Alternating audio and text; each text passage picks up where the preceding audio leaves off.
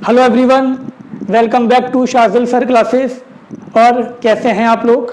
मुझे पूरी उम्मीद है आप लोग बहुत बढ़िया होंगे, बहुत अच्छे होंगे, पढ़ाई कर रहे होंगे घर पे।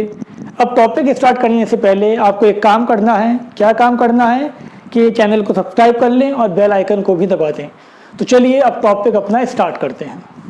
बेटा, हम लोग पीरियोडिक क्लासिफिकेशन डिस्कस कर रहे थे और जो पढ़ाया था वो क्या पढ़ाया था लास्ट क्लास में, जल्दी बताओ। तो लास्ट क्लास में हमने आपको बताया था, लास्ट टॉपिक ये था कि अगर कोई एलिमेंट तुम्हें गिवन है और तुमसे पूछा जाता है कि इसका पीरियड क्या है, इसका ग्रुप क्या है, वो तुम बता सकते हो। ठीक है बेटा, लेकिन आपको सिर्फ हमने बताया था एटॉमिक नंबर 20 तक। अब अगर एटॉमिक नंबर 20 से ज़्यादा गिवन है तो हम क्या करेंगे, उसके लिए भी सुन लो ध्यान से।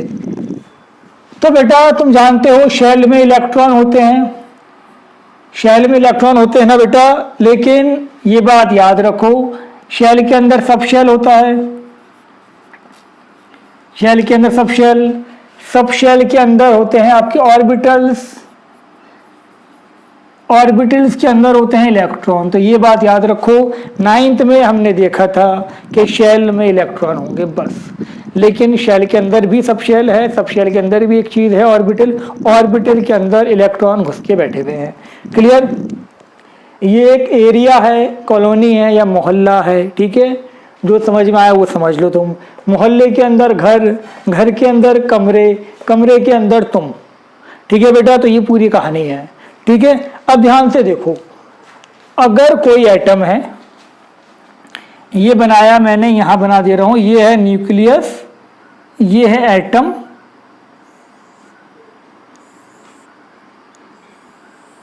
ये था आपका पहला शेल जिसको हम क्या बोलते हैं, शेल के। ये दूसरा शेल, शेल एल, तीसरा शेल, शेल एम, एंड चौथा शेल, शेल एन। अच्छा, एक बात और सुन लो, जो रेगुलर वीडियो को देख रहे होंगे तो उन्होंने ये चीज़ नोटिस करी होगी कि मैं बोलता के हूँ, लिख देता हूँ एल। ठीक है, तो इस पे ज़्यादा तुम ध्यान मत देना, कॉन्सेप्ट पे ध्यान देना, इतना तुम्हें आता होगा। ठीक है, मुझे कोचिंग करनी पड़ेगी ABCD सीखने के लिए दोबारा। ठीक है बेटा, बात समझ में आ गई है? अब ध्यान से देखो, पहले शेल के अंदर आपका एक सब शेल है, सिर्फ 1s।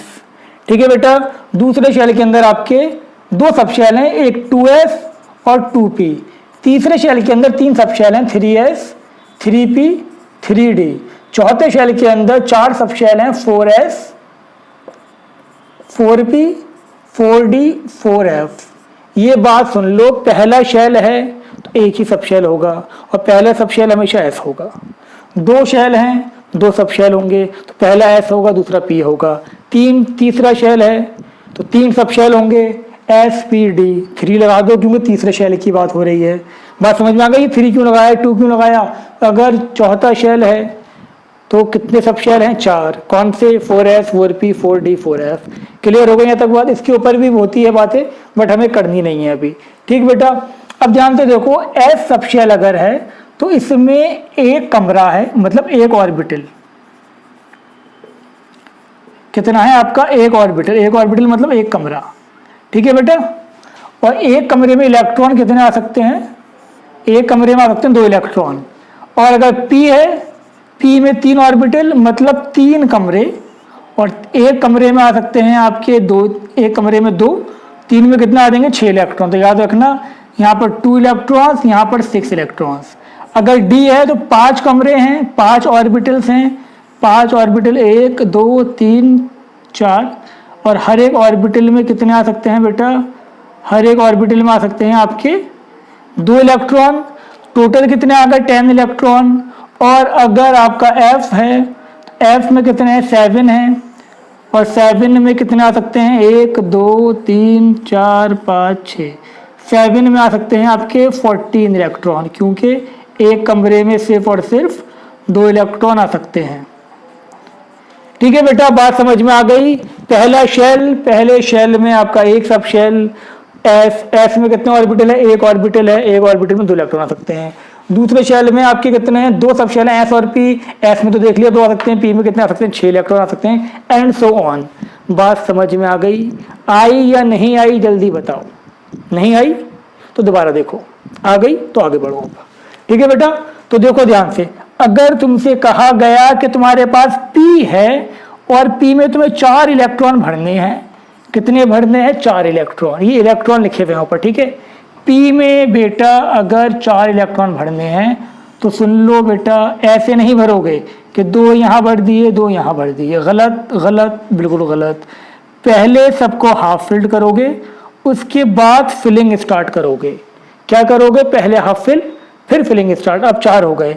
डी में अगर 6 भरने हैं या डी में अगर 5 भरने हैं बेटा, तो कैसे भरोगे? 1 2 3 4, एक यहाँ एक यहाँ एक यहाँ एक यहाँ एक यहाँ।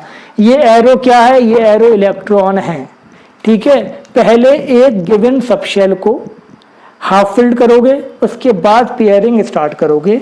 डी में अगर तुम्हें क्या करना था, तुम्हें 7 भरने हैं, तो क्या करोगे? 1 2 3 4, 1 2 3 4 5 भर दिए, पहले सिंगल ही फिल्ड कर दिया। 6 7, फिर हाफ फेस को इसकी पेयरिंग कर दी, कंप्लीटली फिल कर दिया। बात समझ में आ गई? आई या नहीं आई? आ गई ना, शाबाश। मैं ये रब करता हूँ। ठीक है बेटा, इसको लिख लो ध्यान से, कुछ भी मुश्किल नहीं है, कुछ भी, बस कमरे, पहले क्या था? मोहल्ला, मोहल्ले के अंदर घर, घर के अंदर कमरे, कमरे के अंदर तुम और तुम्हारे बहन भाई। ठीक, अब ध्यान से देखो बेटा, अब हम बात करते हैं किसकी? इलेक्ट्रॉनिक कॉन्फ़िगरेशन कैसे करोगे। तो इलेक्ट्रॉनिक कॉन्फ़िगरेशन का चक्कर समझ लो। इलेक्ट्रॉनिक कॉन्फ़िगरेशन तुम करोगे कैसे? हम बात किसकी कर रहे थे? इलेक्ट्रॉनिक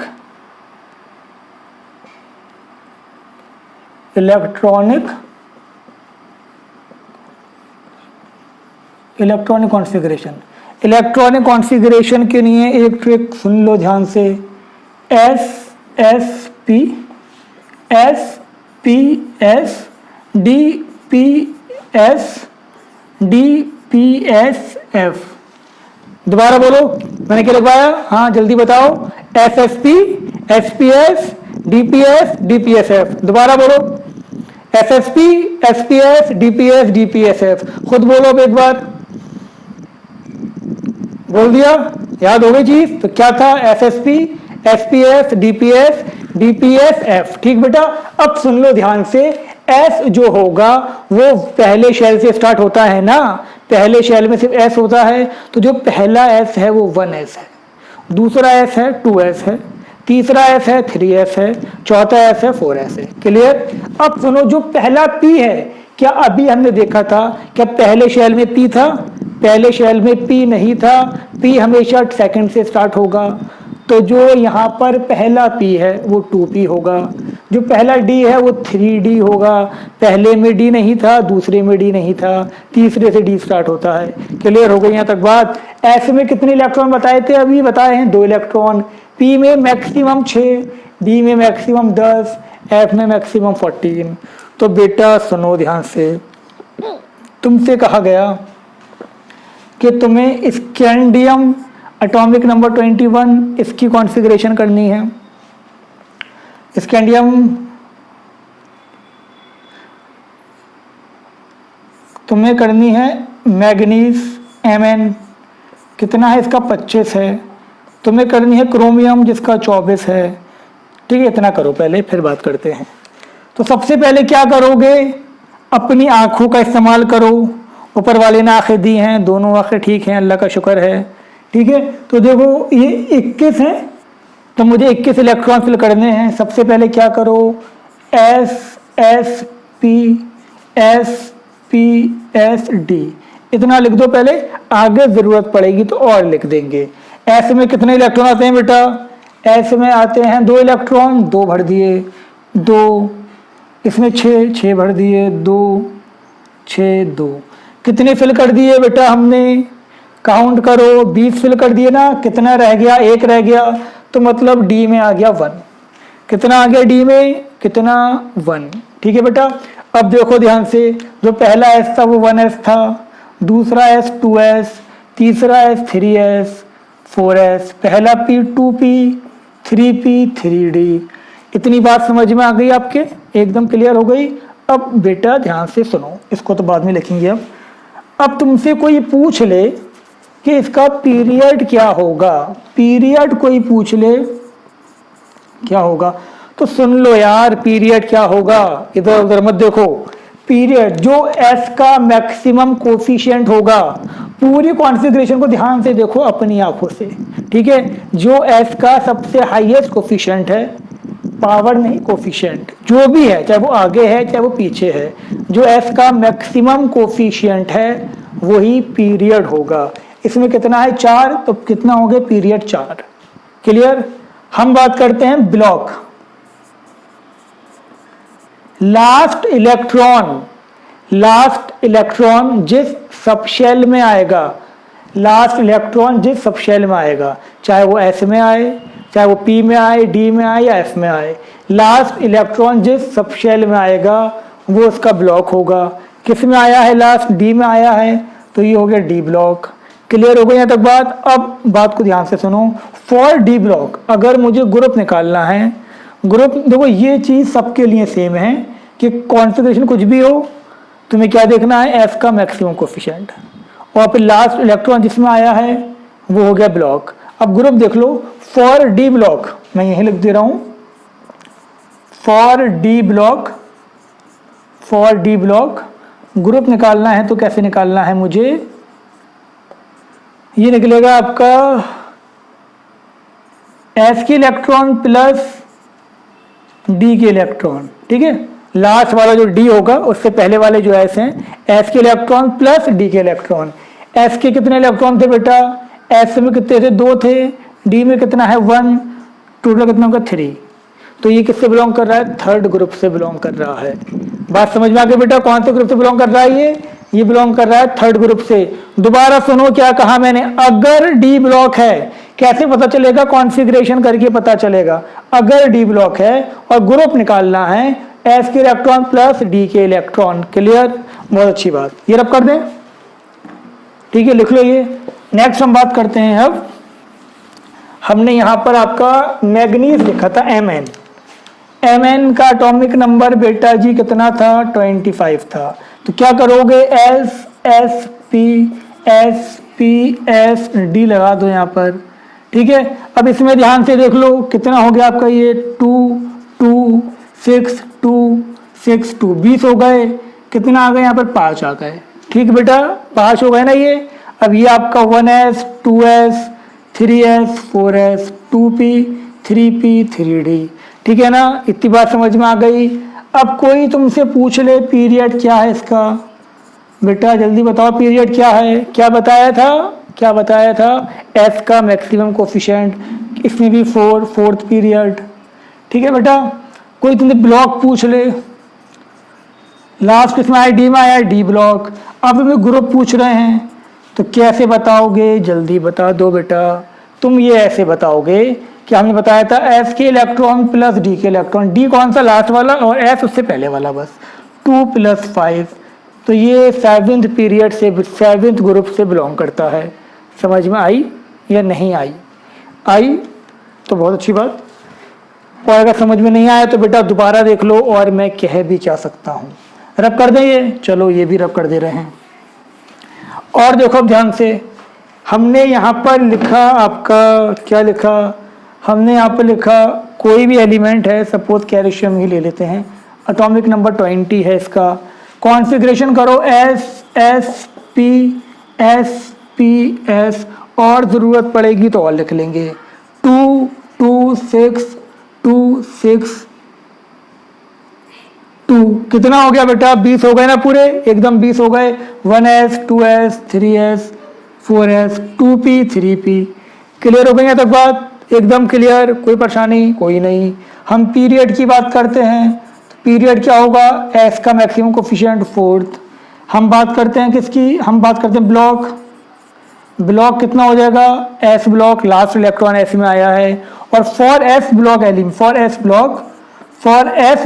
अगर s ब्लॉक है तो ग्रुप क्या होगा, ग्रुप होगा s में जितने इलेक्ट्रॉन होंगे, लास्ट वाले s में जितने इलेक्ट्रॉन होंगे। तो कितने इलेक्ट्रॉन थे लास्ट वाले s में, 2 इलेक्ट्रॉन थे, तो कितना हो गया आपका ग्रुप नंबर 2। ठीक है बेटा, बात समझ में आ गई। ये ग्रुप नंबर कितना हो गया आपका, ग्रुप नंबर हो गया 2।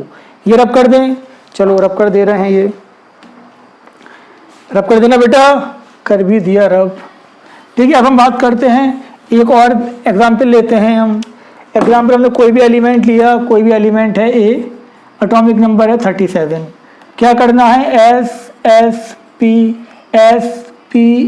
डी पी एस, और ज़रूरत पड़ेगी तो और लिख लेंगे।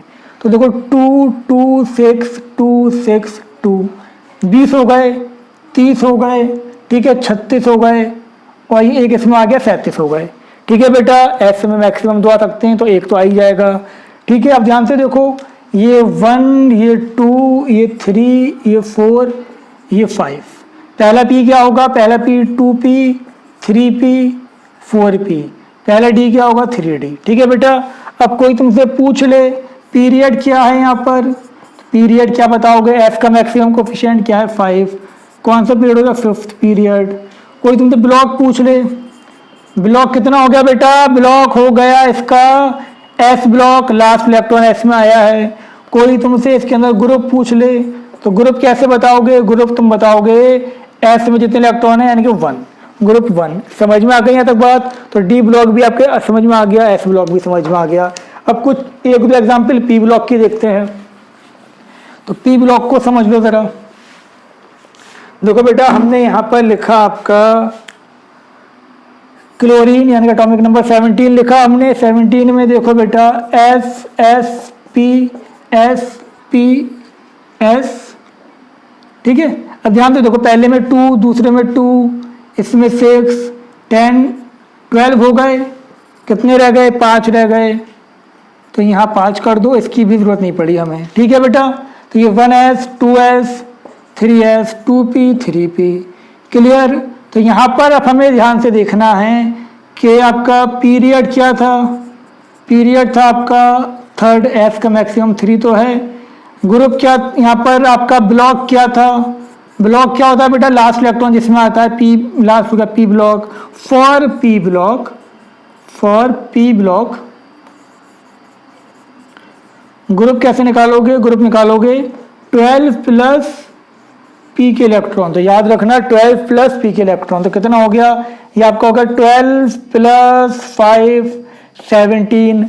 तो कौन सा ग्रुप हो गया, ये 17। तो हमें पता है हेलोजन के 17 ग्रुप ही होता है। क्लियर हो गया बेटा यहाँ तक बात, एकदम क्लियर, ये रब कर दें। ठीक है बेटा, अब हम बात करते हैं, हमने यहाँ पर एक एलिमेंट लिया, कोई भी एलिमेंट हमने लिया यहाँ पर, कोई भी जिसका क्या था आपका 33 था। तो ये एस एस डी पी, और जरूरत पड़ेगी तो और लिख लेंगे।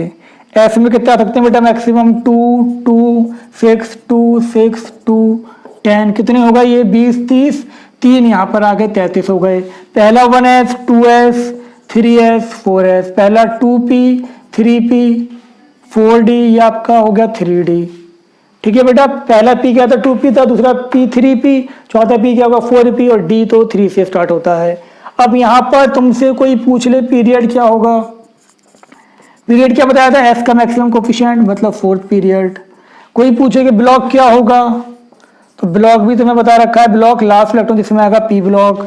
कोई तुमसे ग्रुप पूछ ले क्या होगा, तो ग्रुप हो जाएगा तुम्हारा यहाँ पर कितना था 12 प्लस पी के इलेक्ट्रॉन, मतलब 12 प्लस 3 मतलब 15 ग्रुप, ग्रुप नंबर 15। तो इतनी बात समझ में आ गई होगी आपके। ठीक है बेटा, क्लियर हो गई यहाँ तक बात, कॉपी कर लो इसको भी।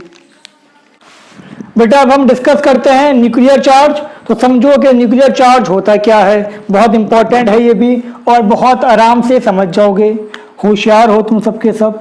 देखो ध्यान से, ये क्या है, ये है न्यूक्लियस। न्यूक्लियस में क्या होता है, प्रोटॉन होते हैं, और प्रोटॉन कैसे होते हैं, पॉजिटिवली चार्ज। और यहाँ पर क्या है बेटा, ये है शेल, शेल में क्या है, इलेक्ट्रॉन्स हैं। ठीक है बेटा, शेल्स में इलेक्ट्रॉन्स हैं। इलेक्ट्रॉन्स कैसे होते हैं, नेगेटिवली चार्ज। अब पॉजिटिव चार्ज क्या करेगा, पॉजिटिव चार्ज इलेक्ट्रॉन्स को, ये चाहे वैलेंस शेल वाले हों या उससे पहले वाले हों, अपनी तरफ अट्रैक्ट करेगा। ठीक है बेटा, पॉजिटिव चार्ज क्या करेगा, अपनी तरफ अट्रैक्ट करेगा। बात समझ में आ गई, ये इसको भी अट्रैक्ट करेगा, इसको भी अट्रैक्ट करेगा, इसको भी अट्रैक्ट करेगा। तो the attractive force between nucleus and electrons is called nuclear charge. बात समझ में आई। न्यूक्लियस इलेक्ट्रॉन पे जो अट्रैक्टिव फोर्स लगाएगा, जिसकी वजह से साइज उसका कम होगा, एटॉमिक रेडियस डिक्रीज होगा, उसको हम क्या बोलेंगे? उसको हम बोलेंगे न्यूक्लियर चार्ज। क्लियर हो गया? बहुत अच्छी बात है। नहीं आया तो दोबारा सुन लो इसको। ठीक है बेटा, इतना क्लियर हो गई यहाँ तक बात। अब ये होगा किसके बराबर? अभी हम अगर सिर्फ तुम्हारे लेवल में हम बात करते हैं तो एक बात सुन लो, एक प्रोटॉन होगा तो एक प्रोटॉन की फोर्स लगाएगा इलेक्ट्रॉन पे, दो प्रोटॉन होंगे तो दो की फोर्स लगाएगा, 10 होंगे तो 10 प्रोटॉन उस पे फोर्स लगाएंगे। और प्रोटॉन किसकी बराबर होते हैं? प्रोटॉन होते हैं बराबर एटॉमिक नंबर के। तो जो न्यूक्लियर चार्ज होता है, अगर मैं मैथमेटिकली बात करूं तो न्यूक्लियर चार्ज बराबर होता है आपके नंबर ऑफ प्रोटॉन, या कह सकते हो एटॉमिक नंबर की बराबर। तो बात आपके समझ में आ गई है। इसको बना लो। ये कोई भी शेल था, ये वैलेंस शेल था n, ये था n-1, ये था n-2। ठीक है बेटा, वैलेंस शेल, उसके अंदर वाला शेल जिसको हम पेनल्टीमेट शेल बोलते हैं, और ये प्री पेनल्टीमेट शेल। ठीक है बेटा, समझ में आ गई? अच्छी बात ये पॉइंट, वरना इग्नोर कर दो इसको भी, इंपॉर्टेंट नहीं था। इंपॉर्टेंट क्या था कि न्यूक्लियर चार्ज क्या होता है? The attractive force between nucleus and electrons is called nuclear charge. ठीक है, लिख लो इसको, लिख दे रहा हूं मैं इसको, न्यूक्लियर चार्ज को। तो सुनो बेटा जी ध्यान से, the attractive force, the attractive force between nucleus and electrons is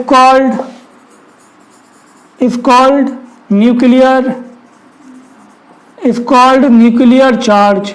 इतनी बात समझ में आ गई? ठीक है बेटा, the attractive force between nucleus and electron is called nuclear charge. और मैथमेटिकली क्या होता है? Nuclear charge is equal to atomic number, या कह सकते हो उसको नंबर ऑफ प्रोटॉन। ठीक है, ये इस पे डिपेंड करता है, इसलिए हमने इसको मैथमेटिकली बराबर रख दिया तुम्हारे लेवल में। ठीक है बेटा, तो एटॉमिक नंबर की बराबर ही किसी भी एटम का न्यूक्लियर चार्ज होगा। अगर एटॉमिक नंबर 1 है तो न्यूक्लियर चार्ज 1 है, एटॉमिक नंबर 2 है तो न्यूक्लियर चार्ज 2 है, एंड सो ऑन। ठीक है बेटा, अब ये लिख लो इसको फटाफट तुम लोग। तो बेटा आप समझो एटॉमिक रेडियाई के बारे में, एटॉमिक रेडियस क्या होता है। तो ध्यान से देखो, तुम जानते हो अच्छे से कि ये हमारे पास यहाँ पर न्यूक्लियस है, ये शेल है हमारे पास। ठीक है बेटा, ये वैलेंस शेल मतलब n, ये वैलेंस शेल के अंदर वाला शेल n-1, ये उसके अंदर वाला शेल n-2। तो यहाँ पर जो इलेक्ट्रॉन होगा, इस न्यूक्लियस और वैलेंस इलेक्ट्रॉन के बीच का जो डिस्टेंस होगा उसको हम क्या बोलेंगे? उसको हम बोलेंगे एटॉमिक रेडियस। ठीक है, the distance between nucleus and valence electron is called atomic radius. Clear हो गई यहाँ तक बात? कोई डाउट नहीं होना चाहिए। अब बेटा एक बात और याद रखो, ये जो एटम होता है आपका, कोई भी एटम अगर है तो वो इलेक्ट्रॉन क्लाउड होता है, उसकी बाउंड्री फिक्स नहीं होती है। ठीक है बेटा, तो अगर यहाँ से देखोगे तो रेडियस की वैल्यू कुछ और आएगी, यहाँ से देखोगे तो रेडियस की वैल्यू कुछ और आएगी। तो यही रीज़न है हम अकेले एटम का रेडियस कैलकुलेट नहीं करते। एटम का रेडियस हम कैलकुलेट करते हैं इन कंबाइंड फॉर्म, या तो जब उसने कोवेलेंट बॉन्ड बना लिया हो, या फिर उसने मेटेलिक बॉन्ड बना लिया हो, या फिर क्या हो, वो वैन डेर वाल्स इंटरेक्शन से कंबाइंड हो।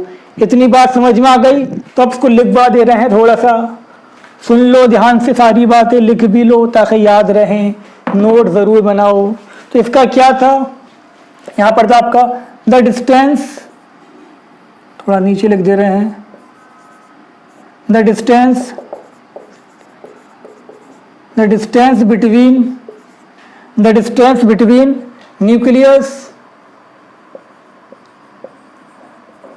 Nucleus and valence electrons is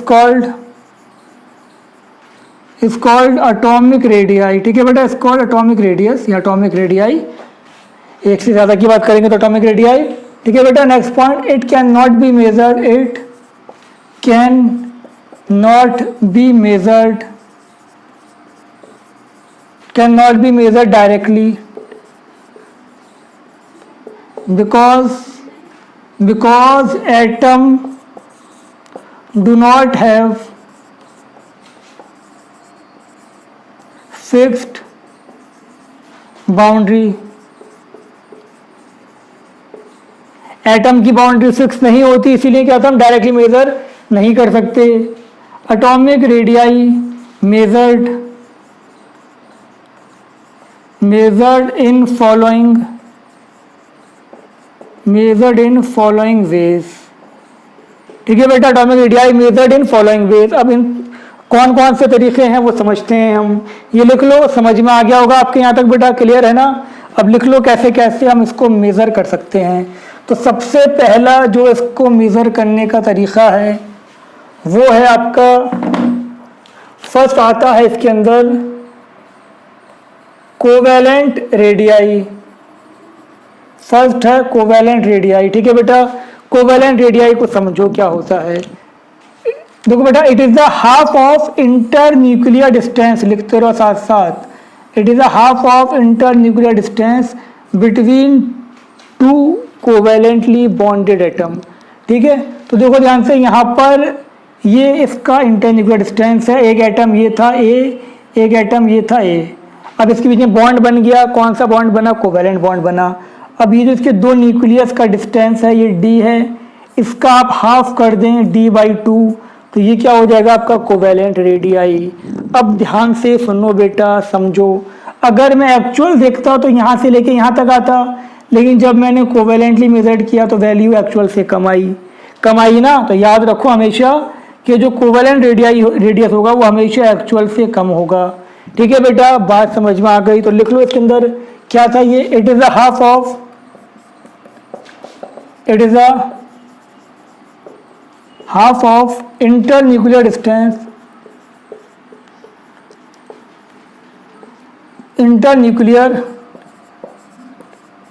distance between two covalently bonded atoms। ठीक है बेटा, दो कोवैलेंटली बॉन्डेड एटम्स के बीच का जो डिस्टेंस होगा उसको हम लोग क्या बोलेंगे, कोवैलेंट रेडियाई। और ये हमेशा एक्चुअल एटॉमिक रेडियाई से क्या होगा, एक्चुअल एटॉमिक रेडियाई से कम होगा। नेक्स्ट हम आते हैं, नेक्स्ट हमारा मेटेलिक रेडियाई। अब मेटेलिक रेडियाई समझो, metallic radii, it is a half of inter nuclear distance between two metallic bonded atom. जब दो मेटेलिक एटम बॉन्ड बनाते हैं, वो कैसे बनाते हैं, जस्ट टच करने से, जब दो एटम टच करते हैं मेटल के तो बॉन्ड बनता है, उसे हम बोलते हैं मेटेलिक बॉन्ड। अब इसका जो हाफ होगा बेटा वो क्या कहलाएगा आपका, मेटेलिक रेडियाई। और ये एक्चुअल एटॉमिक रेडियाई के बराबर आएगा। तो metallic radii is equal to actual atomic radii. तो क्या देखा, it is a half of inter nuclear distance between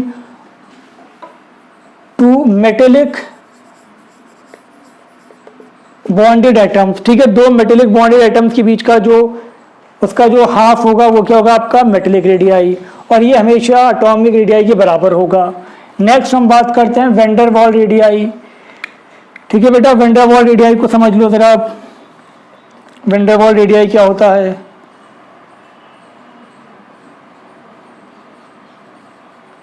van der वाल रेडियाई, अब बेटा सुनो, एटम्स के बीच में, नॉन पोलर एटम्स के बीच में, या फिर आप सिर्फ ध्यान रखो अभी नोबेल गैस के बारे में कि दो नोबेल गैस हैं, ये बॉन्ड तो बनाती नहीं हैं। अब इसके बीच में क्या था बेटा, इसके बीच में एक फोर्स ऑफ अट्रैक्शन होता है। जिस फोर्स ऑफ अट्रैक्शन का नाम क्या था, वैन डर वाल, एक वीक फोर्स ऑफ अट्रैक्शन जिसको हम बोलते हैं वैन डर वाल अट्रैक्शन या इंट्रैक्शन। ठीक है, ये भी एक टाइप का बॉन्ड है। कौन सा बॉन्ड है, वीक बॉन्ड है। ठीक है बेटा, वैन डर वाल इंट्रैक्शन। अब इसका जो half of inter nuclear distance होगा, यानी ये अगर डी है, यहाँ पर ये डी है, तो इसका जो हाफ होगा उसको हम बोलेंगे वैन डर वाल रेडियाई। और वैन डर वाल रेडियाई हमेशा एक्चुअल एटॉमिक रेडियाई से ज़्यादा होगा।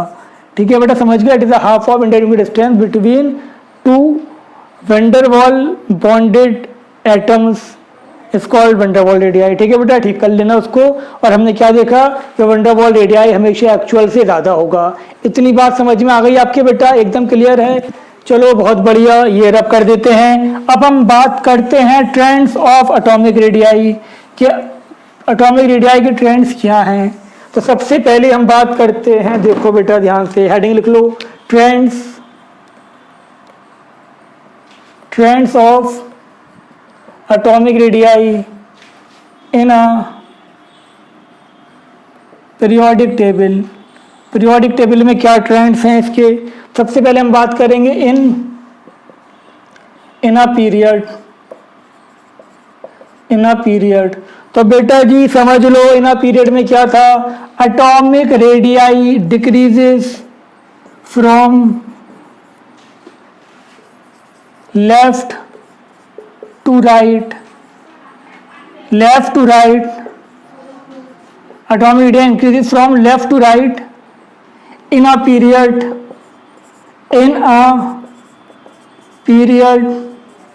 from, क्या था बेटा, atomic radii decrease from left to right in a period due to increase in nuclear charge, increase in nuclear charge.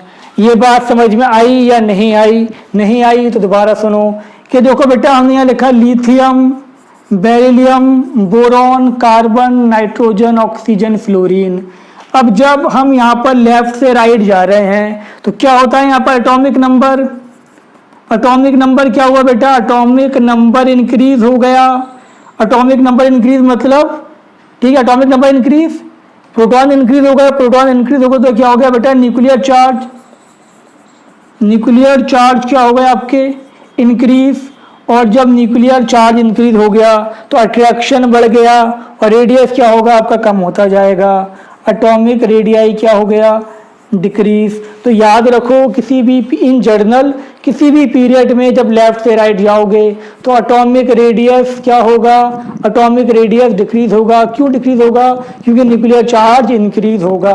Clear हो गई बेटा यहाँ तक बात? तो ये याद रखो, atomic radius increase, atomic radius decrease. Next हम बात करें ऐसे, यहाँ पर सोडियम लिया, magnesium, aluminium, silicon, phosphorus, sulphur और आपका क्लोरीन। यहाँ पर भी क्या हुआ आपका, एटॉमिक रेडियस डिक्रीज होगा। एटॉमिक रेडियस क्या होगा आपका, डिक्रीज होगा। क्यों, क्योंकि आपका न्यूक्लियर चार्ज बढ़ रहा है। ठीक है बेटा, लेकिन याद रखना नोबेल गैस हम नहीं लिखेंगे। नोबेल गैस का रेडियस अपने रिस्पेक्टिव पीरियड में सबसे ज़्यादा होगा। ये रब कर दे बेटा, ये रब कर देना। ठीक है, अब हम बात कर रहे हैं इन अ ग्रुप। अब ग्रुप, हाँ तो बेटा देखो, अब हम डिस्कस करेंगे क्या, इन अ ग्रुप।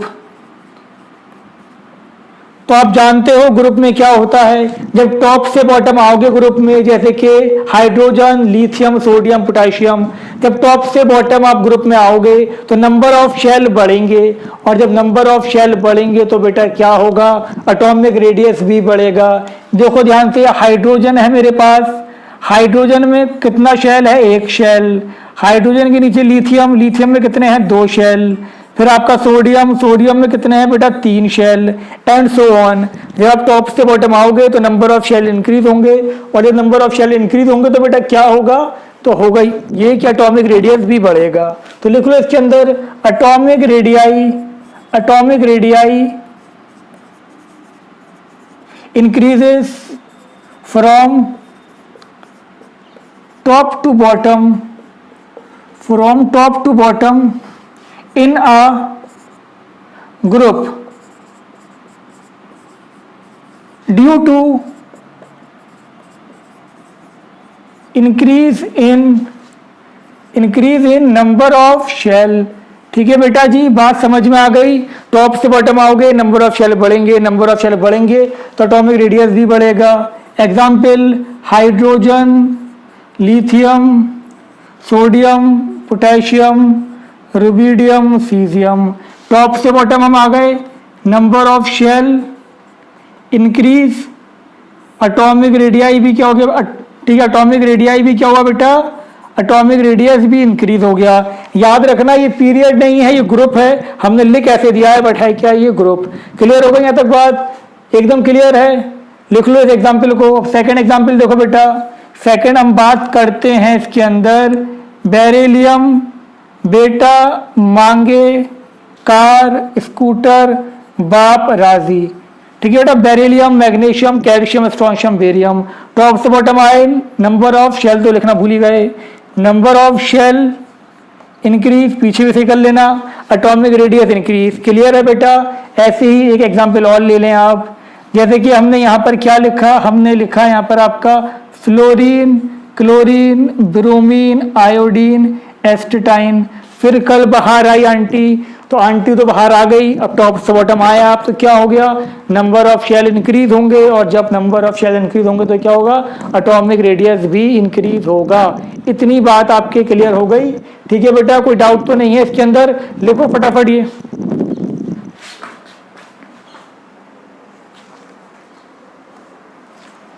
लिख लिया बेटा। चलो रब कर देते हैं अब ये। अब कुछ रिमार्क देख लें आप इसके अंदर, एक दो रिमार्क इंपॉर्टेंट हैं, वो आपको आने चाहिए। तो सबसे पहले हम रिमार्क की बात करें। फर्स्ट रिमार्क है, फर्स्ट रिमार्क क्या है बेटा, तो फर्स्ट रिमार्क ये है कि अगर आपको मिले जुले गिवन हो, मतलब फर्स्ट ग्रुप के और सेकंड ग्रुप के, अल्कली मेटल के और अल्कलाइन अर्थ मेटल के, जैसे कि आपका लिथियम है, सोडियम पोटेशियम रुबिडियम सीजियम, और ये आपका बेरिलियम बेटा मांगे कार स्कूटर बाप राजी। तो बेटा देखो ट्रिक याद रखो, सिग्मा एन, ये फिर ऐसे करके ऐसे करके ऐसे करके, मतलब इसका सबसे कम है, इससे बड़ा इसका रेडियस, इससे बड़ा इसका रेडियस, इससे बड़ा इसका रेडियस। ये ट्रिक याद करनी है, वरना और कोई तरीका नहीं है इसका। तो इन दोनों को जब कंपेयर करोगे, सबसे कम बेरिलियम का, बेरिलियम से ज़्यादा लिथियम, लिथियम से ज़्यादा मैग्नीशियम, मैग्नीशियम से ज़्यादा सोडियम, सोडियम से ज़्यादा कैल्शियम, कैल्शियम फिर स्ट्रोंशियम, देन फिर आपका बेरियम रेडियम। ठीक है बेटा, इतना क्लियर हो गया। अब इसके बाद आ जाओ, उसके बाद पोटेशियम रुबिडियम सीजियम। ये ट्रिक है, याद कर लेना, ये सिंपल सी ट्रिक थी, कभी क्वेश्चन आ जाए तो इसको कर देना। ठीक है बेटा, ये रब कर दें। सेकंड रिमार्क पे आते हैं। सेकंड रिमार्क देख लो, वो भी समझ में आ जाएगा, सिंपल सा था। वो क्या था, तो वो था आपका atomic radii of, atomic radii of noble gases, noble atomic radii of noble gas is highest, is largest in their respective period, in their respective period। ठीक है बेटा, जो आपका सेकंड पीरियड था जिसमें lithium beryllium boron carbon nitrogen oxygen fluorine neon, तो मैंने क्या बताया था कि इन जर्नल जब हम लेफ्ट से राइट जाते हैं तो एटॉमिक रेडियस क्या होता है, डिक्रीज होता है, लेकिन नियॉन का क्या होगा, सबसे ज़्यादा होगा, because its radius, because their radius measure in terms of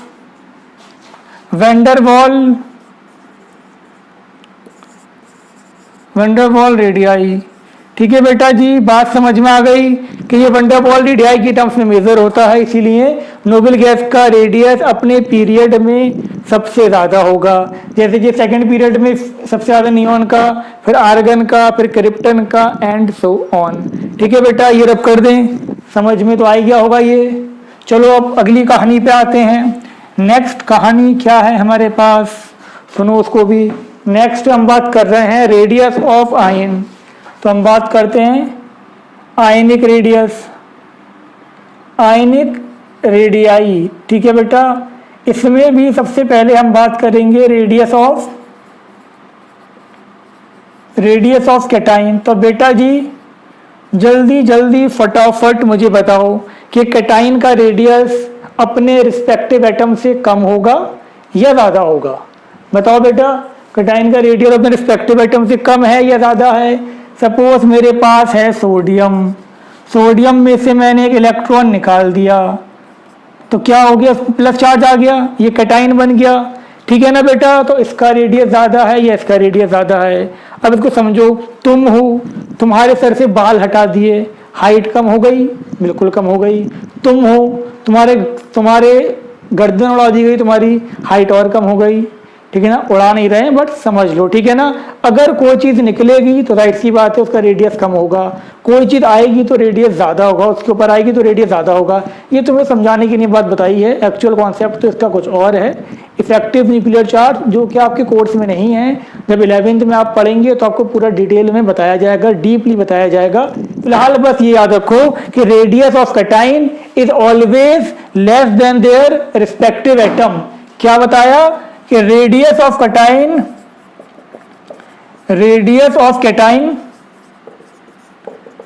is always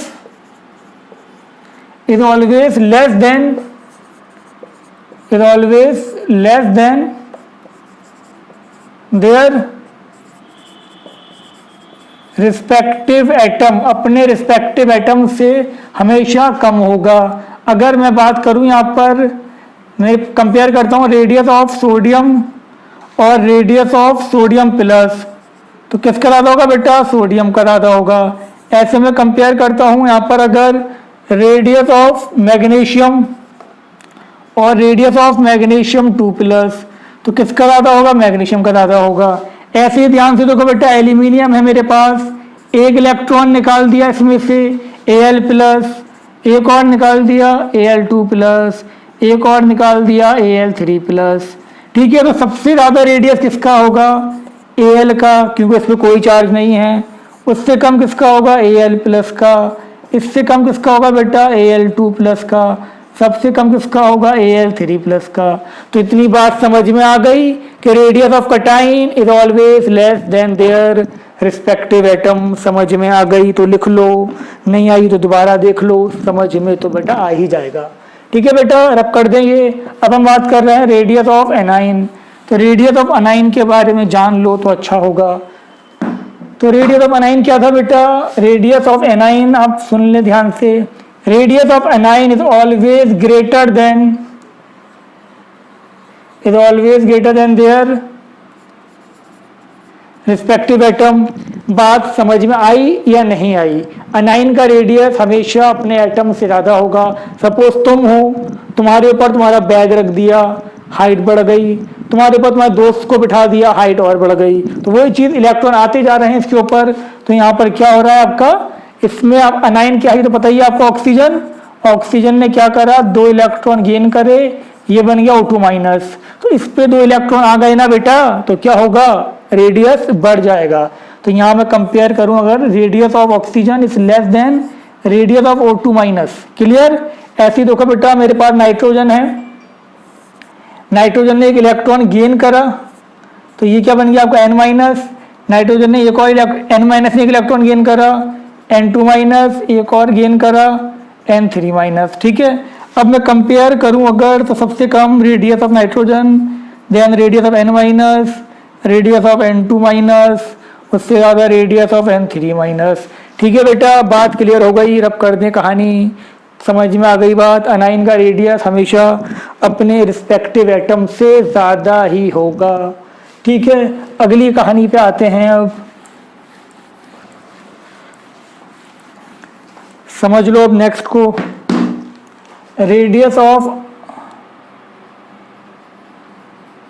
radii of iso electronic species. इसको अच्छे से समझना बेटा, एग्जाम में आने वाला क्वेश्चन है ये। आइसो इलेक्ट्रॉनिक स्पीशीज का रेडियस कंपटीशन में आने वाला क्वेश्चन है ये। पहली बात कि आइसो इलेक्ट्रॉनिक स्पीशीज क्या होती हैं? आइसो का मतलब होता है सेम, इलेक्ट्रॉनिक मतलब इलेक्ट्रॉन। वो स्पीशीज, वो आइंस या वो एटम जिसमें नंबर ऑफ इलेक्ट्रॉन्स सेम होंगे, इक्वल होंगे, उनको हम क्या बोलेंगे? उनको हम बोलेंगे आइसो इलेक्ट्रॉनिक स्पीशीज। समझ में आ गई बात? जल्दी बताओ, आई या नहीं आई? आ गई ना, शाबाश। एग्जाम्पल देखो बेटा, यहाँ पर लिखा मैंने एग्जाम्पल, देखें ध्यान से, इधर देखते रहो बस। N3 minus, O2 minus, F minus, ये नियॉन लिखा, ये Na प्लस, ये Mg2 प्लस, ये Al3 प्लस। अब बेटा कोई तुमसे पूछ ले गलती से कि इसमें प्रोटॉन कितने हैं, इसमें इलेक्ट्रॉन कितने हैं, क्या बताओगे तुम? जितना एटॉमिक नंबर होता है उतने ही तो प्रोटॉन होते हैं। एटॉमिक नंबर तो याद होगा? नहीं याद तो बहुत शर्म की बात है तुम्हारे लिए। तो देखो बेटा, इसमें एटॉमिक नंबर कितना है? 7, तो मतलब 7 प्रोटॉन, इसका 8, 9, 10, 11, 12, 13 ये पता होगा। अब अगर न्यूट्रल एटम है, कोई चार्ज नहीं है, ना उस पर पॉजिटिव चार्ज है ना उस पर नेगेटिव चार्ज है, तो जितने इलेक्ट्रॉन हैं उतने ही, सॉरी, जितना एटॉमिक नंबर है उतने प्रोटॉन उतने ही इलेक्ट्रॉन। और अगर नेगेटिव आयन है, सुनो ध्यान से, अगर नेगेटिव आयन है, अनाइन है मतलब, तो उस पर इलेक्ट्रॉन आ गया तो जितना प्रोटॉन है उसमें चार्ज को प्लस कर देना है। कितने प्रोटॉन थे? 7, इलेक्ट्रॉन कितने होगा? 10, 8 प्लस 2 10, 10, 10। इसमें क्या होगा? जितने थे उसमें इलेक्ट्रॉन निकाल देना है एटॉमिक नंबर में से, जितना पॉजिटिव चार्ज है उतना इलेक्ट्रॉन निकाल दो, 10, 10, 10। तो ये सब क्या होगा बेटा? Iso electronic species. अब एक बात याद रखो, आइसो इलेक्ट्रॉनिक के केस में लेफ्ट से राइट देखो, नंबर ऑफ, या आप देखिए एटॉमिक नंबर क्या हो रहा है? इंक्रीज। एटॉमिक नंबर का और क्या बोल सकते हैं? नंबर ऑफ प्रोटॉन इंक्रीज हो रहा है ना बेटा। और जब नंबर ऑफ प्रोटॉन इंक्रीज होगा, पॉजिटिव, जब प्रोटॉन बढ़ेगा तो इफेक्ट, तो न्यूक्लियर चार्ज भी बढ़ेगा, न्यूक्लियर चार्ज इंक्रीज। और जब न्यूक्लियर चार्ज बढ़ेगा तो रेडियस क्या होगा? तो यहाँ पर रेडियाई आपकी डिक्रीज। सुन लो ध्यान से, प्रोटॉन बढ़ रहा है ना न्यूक्लियस में, कितना प्रोटॉन है? 7, 8, 9, 10। तो जितना हमारा 30, तो जितने प्रोटॉन वो उतनी से फोर्स ऑफ अट्रैक्शन लगाएगा न्यूक्लियर चार्ज, तो रेडियस क्या होगा आपका? रेडियस डिक्रीज होगा। तो ये बात याद रखो, आइसो इलेक्ट्रॉनिक के केस में जो आपका रेडियाई होगा वो होगा आपका inversely proportional to atomic number. जिसका एटॉमिक नंबर ज्यादा है उसका रेडियस कम है। ठीक है बेटा? ठीक है, याद रखना, ये बात समझ में आ गई होगी, मुझे पूरी उम्मीद है सब क्लियर हो गया होगा। बहुत अच्छी बात। आज के इस लेक्चर में इतना ही, आज का टॉपिक खत्म होता है हमारा। नेक्स्ट क्लास में हम डिस्कस करेंगे आयोनाइजेशन एंथैल्पी और इलेक्ट्रोनेगेटिविटी और इलेक्ट्रॉन गेन एंथैल्पी। पूरी कोशिश करेंगे कि नेक्स्ट लेक्चर में आपका ये चैप्टर कंप्लीट हो जाए। ठीक है बेटा? अच्छे से पढ़ो, तब तक के लिए टाटा बाय बाय।